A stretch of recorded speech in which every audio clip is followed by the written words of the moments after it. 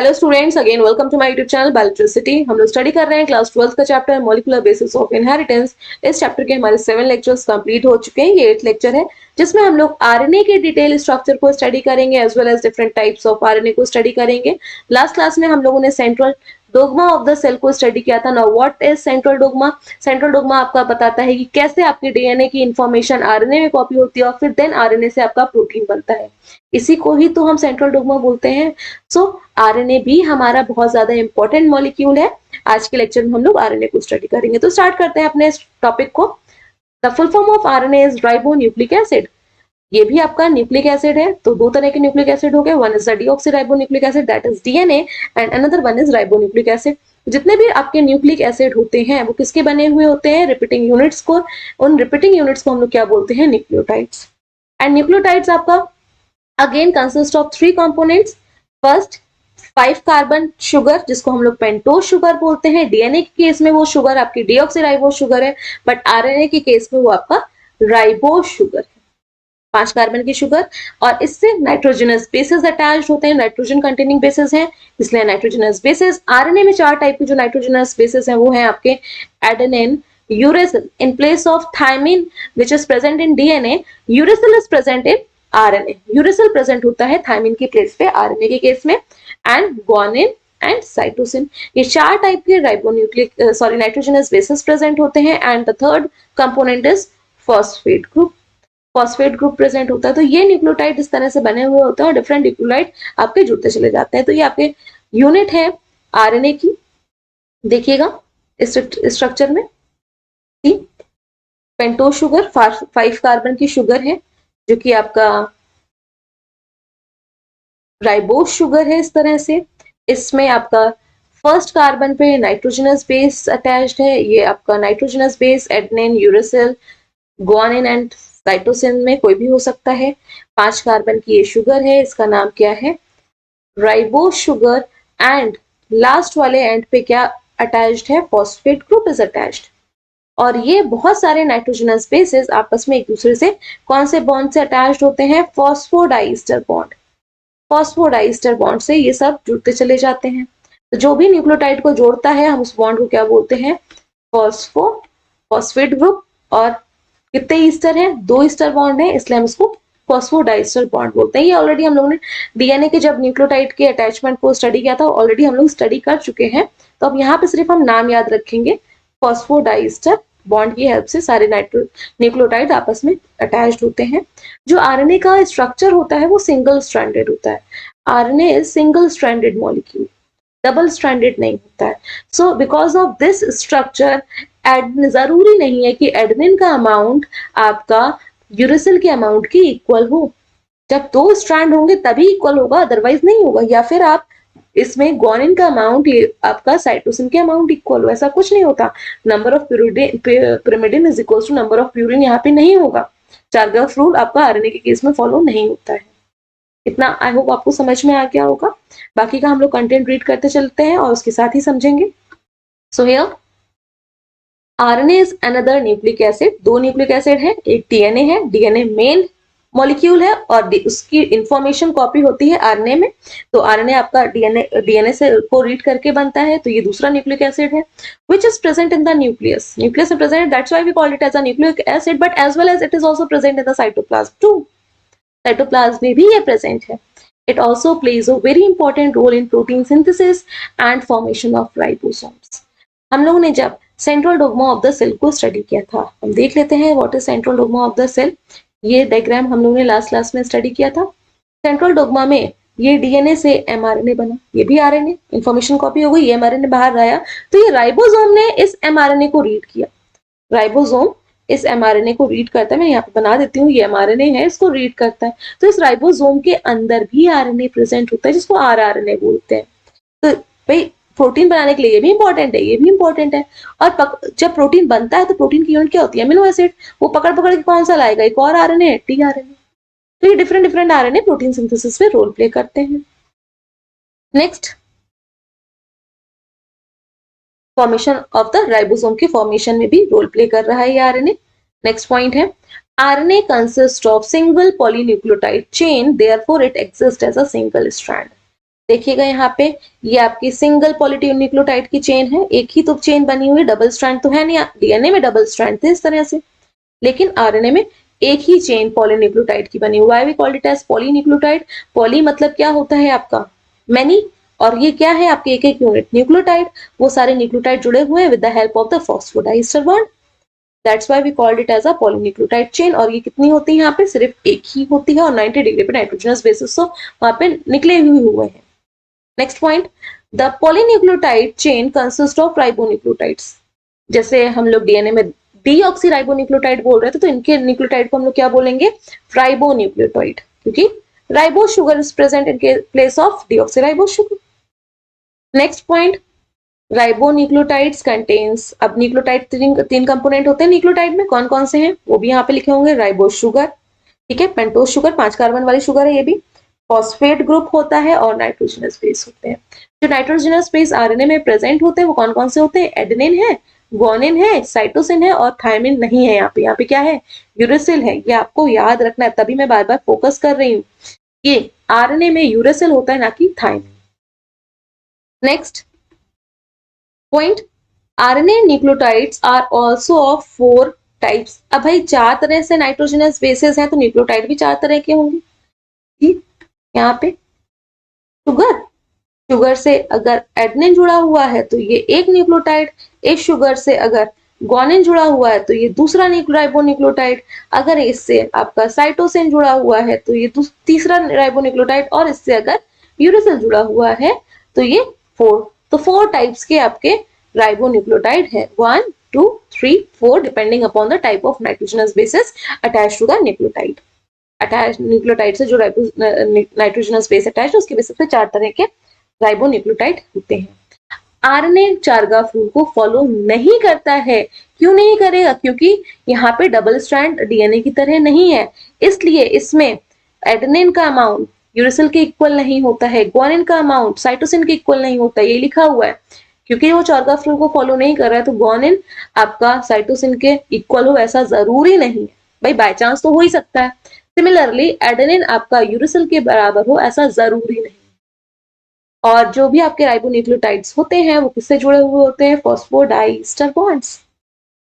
The chain of the RNA strand has well defined ends. Well defined ends मतलब एक and आपका 3 dash and होगा और एक एंड आपका 5 डैश एंड होगा, तो इसमें भी वेल डिफाइंड एंड्स प्रेजेंट होते हैं। एक बार हम लोग देख लेते हैं कि आपका जो न्यूक्लियोटाइड का स्ट्रक्चर है वो कैसा है। इन दिस डायग्राम हियर, ये देखिएगा ये आपका डीऑक्सीराइबोस शुगर है। ये डीऑक्सीराइबोस क्यों बोल रहे हैं, यहाँ पे आपका सेकेंड वाले कार्बन पे OH ग्रुप प्रेजेंट है बट राइबोस में यहाँ पे OH प्रेजेंट है, ठीक है, इसलिए हम इसको डीऑक्सीराइबोस, तो ये अगर हम OH यहाँ पे लगाते तो इट बिकम्स राइबोस शुगर।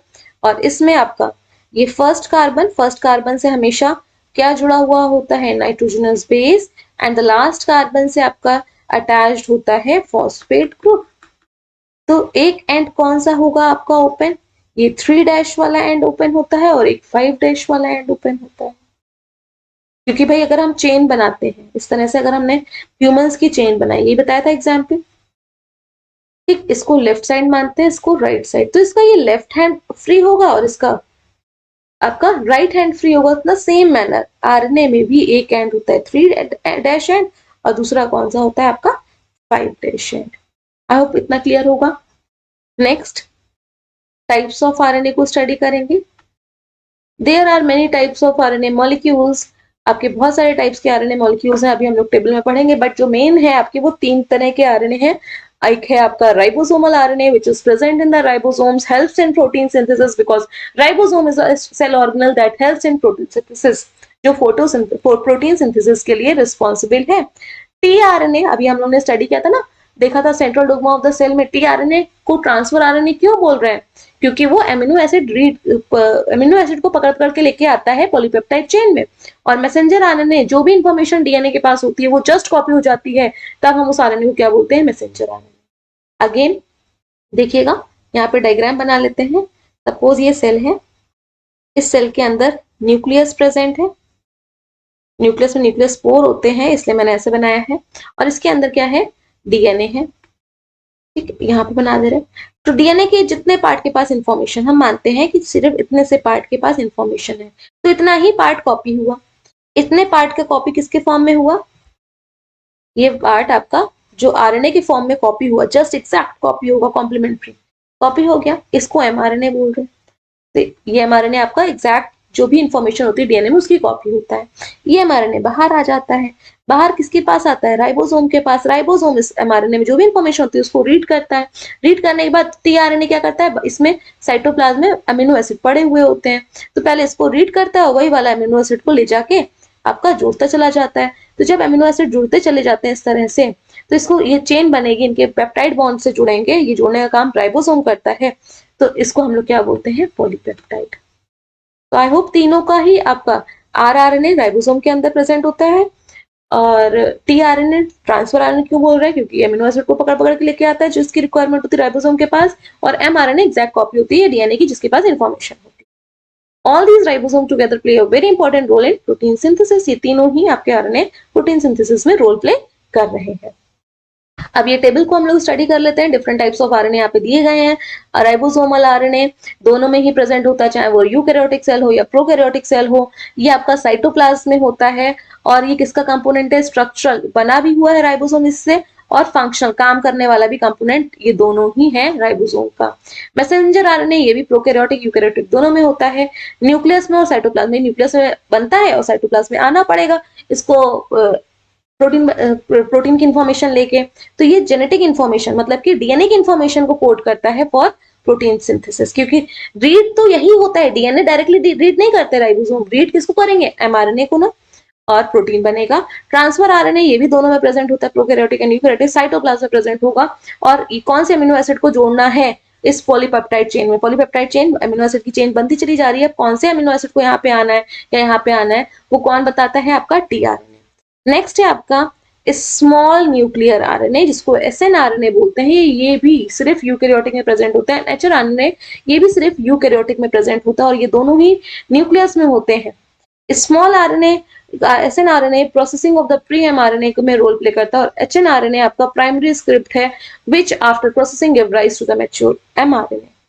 इसको समझने के लिए देखिएगा, ये आपका थोड़ा सा कॉम्प्लेक्स होता है यूकैरियोट्स के केस में। यूकैरियोट्स में क्या होता है? देखिए, ये आपकी यूकैरियोटिक सेल है, इसके अंदर न्यूक्लियस प्रेजेंट है, और इस न्यूक्लियस के अंदर क्या रखा हुआ है? डीएनए। इस डीएनए में जो इंफॉर्मेशन है वो पूरे डीएनए के पास तो नहीं होती, सिर्फ 2% डीएनए के पास इंफॉर्मेशन होती है, वो भी एक जगह पे नहीं होती। अगर सपोज इतना बड़ा हम डीएनए मान लेते हैं, इसमें इंफॉर्मेशन हम देखते हैं सिर्फ इतने से पार्ट के पास इंफॉर्मेशन है। यूकैरियोटिक की बात कर रहे हैं यहाँ पे सेल की, इतने से पार्ट में, इतने से पार्ट में। अब जब हमने इतने ही पार्ट को सिर्फ स्टडी किया, इतने पार्ट को, तो इसकी जो एमआरएनए बना, इसको रीड करके क्या बनेगा? एमआरएनए। भाई जो मेन डीएनए है उसको रीड करके जो जिसके पास इंफॉर्मेशन है एमआरएनए। तो ये अभी एमआरएनए नहीं है, ये आरएनए तो बन गया, लेकिन जब इस आरएनए को देखा तो इस जो इंफॉर्मेशन है ये भी यहाँ पे भी टुकड़ों में है। भाई बहुत ज्यादा कॉम्प्लेक्स है, जैसे रॉ में काम किया उन्होंने। रॉ में क्या होता है? सब चीज वर्ड में होती है। जैसे हमने यहाँ पे स्पेलिंग लिख दी, अपने नाम की ही लिख लेते हैं हम।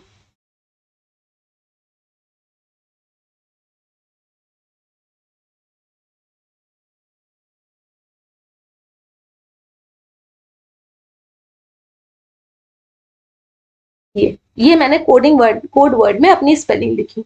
अब मैंने जिसको भी मैंने ये कोड दिया, बोला कि इसमें जो डबल ए होंगे एक लेटर के बाद उसको रिमूव करना है। तो हमने इन दोनों ए को रिमूव किया, इन दोनों ए को रिमूव किया, फिर इन दोनों ए को रिमूव किया, इन दोनों ए को रिमूव किया, और इन दोनों के। तो स्पेलिंग जो मेरे नाम की वो क्या बन गई? KRATIKA। सेम मैनर में भाई गॉड ने भी बहुत कॉम्प्लेक्स सिस्टम यूकैरियोटिक सेल में लगा दिया। कैसे? जो इंफॉर्मेशन है उसमें इतने पार्ट के पास इंफॉर्मेशन है, फिर बीच में नहीं है, फिर इतने पार्ट के पास इंफॉर्मेशन है, फिर बीच में नहीं है, फिर इतने पार्ट के पास है, फिर बीच में नहीं है, फिर इतने में है, फिर बीच में नहीं है। तो इसको एमआरएनए अभी हम नहीं बोलेंगे। इतने के पास इंफॉर्मेशन है जो मैंने हाईलाइट किया, बाकी के रेस्ट पार्ट के पास नहीं है। जिसके पास इंफॉर्मेशन है उतना पार्ट जीन का, इनको बोलते हैं एक्सॉन। जिसके पास इंफॉर्मेशन है एक्सॉन, और जो बीच बीच में इंटरप्ट कर रहा है उसको हम लोग क्या बोल रहे हैं? इंट्रॉन। इसको हटाना है। तो जिसके पास इंफॉर्मेशन नहीं, भाई जैसे हमने अपने नाम से ए को हटा दिया ना, ये फालतू का पड़ा हुआ था, ये ए, ये ए, ये ए। सेम आपके जीन में भी ऐसे ही होता है।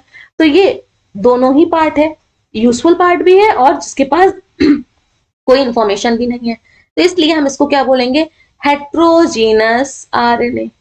इंफॉर्मेशन वाला पार्ट भी है, नॉन इंफॉर्मेशन वाला पार्ट भी है, इसलिए इसको अभी एमआरएनए ना बोल के हम लोग एचएनआरएनए बोलेंगे, क्योंकि हेट्रोजीनस वाला मिक्स है। अब इसमें से हमें इंट्रॉन वाला पार्ट हटाना है, जैसे इसमें स्पेलिंग में ए हटाए हैं, रिमूव किए हैं, तो हमें इंट्रॉन वाला पार्ट हटा के आपका एक्सॉन एक्सॉन वाला पार्ट जोड़ देना है सबको। तो ये हटाने के लिए जो रोल प्ले करेगा ना, तो न्यूक्लियस के अंदर, इसी न्यूक्लियस के अंदर एसएनआरएनए होते हैं, जो कि आपका ये एचएनआरएनए में से इंट्रॉन वाले पार्ट को रिमूव करने में हेल्प करते हैं। आई होप आपको एचएनआरएनए और एसएनआरएनए भी यहाँ पे समझ में आ गया होगा। एक बार फिर से रीड कर लेते हैं। स्मॉल न्यूक्लियर आरएनए आपका जो प्री एमआरएनए की बात यहाँ पे हो रही है एचएनआरएनए से। अभी एमआरएनए तो बना ही नहीं ना, वो तो आपका मिक्स है, जिसमें कोडिंग पार्ट भी और नॉन कोडिंग पार्ट भी। नॉन कोडिंग वाले पार्ट को हटाना था, तो वो एसएनआरएनए हटा देते हैं और ये न्यूक्लियस के अंदर ही हो जाता है। और जो एचएनआरएनए है वो आपका मैच्योर आरएनए बनाता है, मतलब उसको प्री एमआरएनए भी बोल सकते हैं। क्लियर है? और जो आपका नेक्स्ट टॉपिक है, ये आपका टीआरएनए का स्ट्रक्चर है। हमने अभी बात करी थी, जो आपका आरएनए होता है वो सिंगल स्ट्रैंडेड होता है। इधर ए है, मान लिया इधर सी है, इधर जी है, फिर ए है, फिर ए है, देन यू आ गया, फिर इधर यू आ गया, फिर सी आ गया। तो ये जब ओपन फॉर्म में रखा है, तो जब हम इसको इस तरह से कॉइल भी तो हो सकता है, और जब ये कॉइल हुआ तो ए के सामने यू भी आ सकता है, इधर सी के सामने जी भी आ सकता है। तो इस तरह से आपका टीआरएनए का स्ट्रक्चर बनता है। टीआरएनए का ये क्लोवर लीफ लाइक स्ट्रक्चर आपको स्क्रीन पे शो हो रहा है, जिसमें कि ये 3 डैश एंड है जो फ्री है, और ये 5 डैश एंड है, और ये फोल्ड हो चुका है। फोल्ड ये इस तरह से हुआ है, जहां जहां पे इसको कॉम्प्लीमेंट्री फोल्ड हुआ और कॉम्प्लीमेंट्री बेस पेयरिंग मिली, वहां पे इसने बेस पेयरिंग बना ली हाइड्रोजन बॉन्ड से। तो ये एक्सेप्टर आर्म है। एक्सेप्टर आर्म को एक्सेप्टर आर्म इसलिए बोल रहे हैं क्योंकि इसी आर्म से आपका कौन अटैच होता है, यहां से अटैच होता है amino acid, that's why we called it as a acceptor arm. इसलिए टीआरएनए को यहाँ पे दिया गया है। एमआरएनए को तो सेम कॉपी होते हैं, राइबोसोमल आरएनए राइबोसोम में प्रेजेंट होता है। तो टीआरएनए का स्ट्रक्चर पता होना चाहिए। एक्सेप्टर आर्म क्यों बोल रहे हैं, क्योंकि यहाँ पे एमिनो एसिड अटैच होता है। ये एंटीकोडॉन लूप है। ये आप जब डिटेल में प्रोटीन सिंथेसिस एंड ट्रांसलेशन वाले प्रोसेस को समझाएंगे तो आपको समझ में आएगा कि रीडिंग यही करता है। रीड करने वाला पार्ट जो है, कोड्स को रीड करेगा ना, ये वाला पार्ट, इसलिए हमने इसको क्या बोल दिया, एंटीकोडॉन। कोड को रीड कर रहा है, वो कोड किसके प्रेजेंट होंगे, एमआरएनए के ऊपर। एमआरएनए के ऊपर वो कोड्स प्रेजेंट होंगे, उसको रीड करने वाला जो टीआरएनए का पार्ट है वो ये वाला पार्ट है, इसलिए हम इसको एंटीकोडॉन लूप बोल रहे हैं। आई होप आपको एक्सेप्टर आर्म और एंटीकोडॉन वाला पार्ट समझ में आ गया होगा। बाकी के रेस्ट पार्ट के आप सिर्फ नाम देखिए। इसका डी लूप है, ये आपका सिग्मा लूप है, और ये वेरिएबल लूप है। आपको सिर्फ मेन फोकस एक्सेप्टर आर्म और एंटीकोडॉन लूप में फोकस करना है। So this is all about today's lecture.